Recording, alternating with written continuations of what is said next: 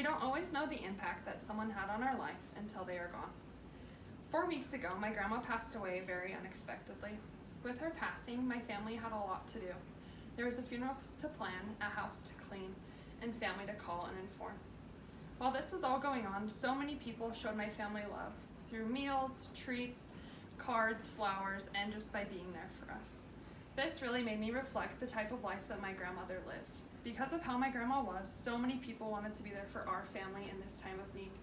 My grandma was a person who was loving and caring. I had a wonderful relationship with my grandma. She took interest in my life. She taught me skills I never knew I needed, like crocheting, knitting, or sewing. My grandma was front row at all my basketball games, and that was a lot to do with that she couldn't climb all the stairs, but that was okay. She was there.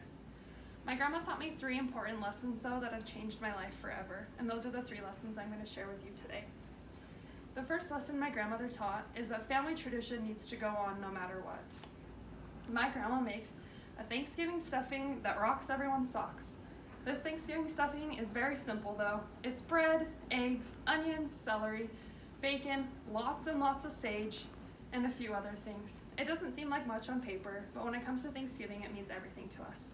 This recipe, though, is not my grandmother's. It's her grandfather's, which means my great-great-grandfather's. This recipe has been passed on and is so important to our family. About 10 years ago, my grandma couldn't make it all on her own. She got weak, had rheumatoid arthritis, and couldn't lift very heavy things. And when you feed about 30 people, you need a lot of stuffing. I started going to my grandma's house and making this stuffing with her. When I was 14 years old, it seemed very monotonous. There was a certain way to slice these celery and the onions. The bacon only had to cook for so long, and I was bored. I didn't want to learn this, but my dad told me I needed to help, and so I went and did.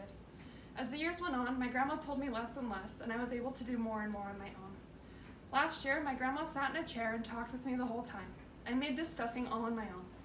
This taught me the importance of family tradition. These are how these things are passed on, by learning through your grandparents. Because of this, my grandma won't be here, but her Thanksgiving stuffing will be, because I learned this lesson. The second lesson that I learned from my grandmother is to be patient with those who are learning. My grandma, when I was 8 years old, took me to a ceramics class. I was so excited. When I got there, it was not what I thought it would be. There were older women who talked about things I did not find interesting, ate candy that was not good, and painted things that seemed silly to me. But my grandma let me paint whatever I wanted to. As an 8-year-old, I picked a fairy. Seemed like the perfect project. My grandma told me, though, that there was a lot of steps that needed to be done before this fairy could go home with me. I was quite disappointed. I thought she would go home with me that day. My grandma taught me all summer about painting, about being delicate, about different types of paint, about what the kiln would do, and finally about how being accomplished in a project.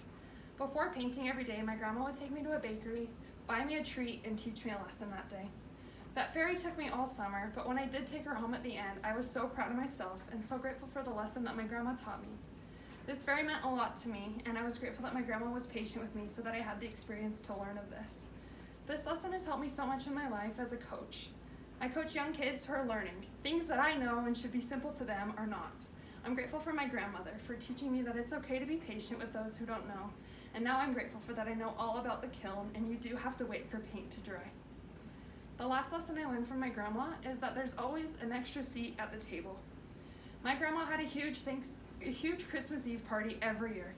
This party would start about 3 in the afternoon and didn't end till well after 10. This party was filled with family, friends, fun, food, and lots of laughter. We were always so excited to go to my grandma's house because our cousins would be there. We would get a present, we could eat all that we wanted, and would be able to spend time with our family. Every year I went, there was always somebody I didn't know. Somebody that had been invited, somebody that didn't have a place to go.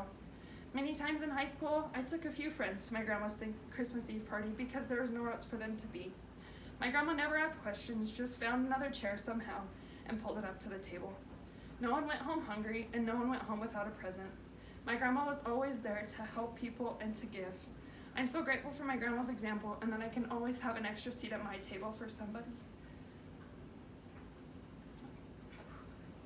With the passing of my grandma, it's been hard, but I'm grateful for the lessons that she taught me. I'm grateful that I've been able to ponder my own life, to know that there's things that I need to learn, and because of my grandma, I can be a better person. My grandma taught me these 3 lessons, and I'm so grateful for them, and I will cherish them for the rest of my life. I'm grateful that my grandma taught me about always being there for people, for being patient with others, and making sure everyone has enough. I'm grateful for my grandma, and because of her, my life really has been changed for good.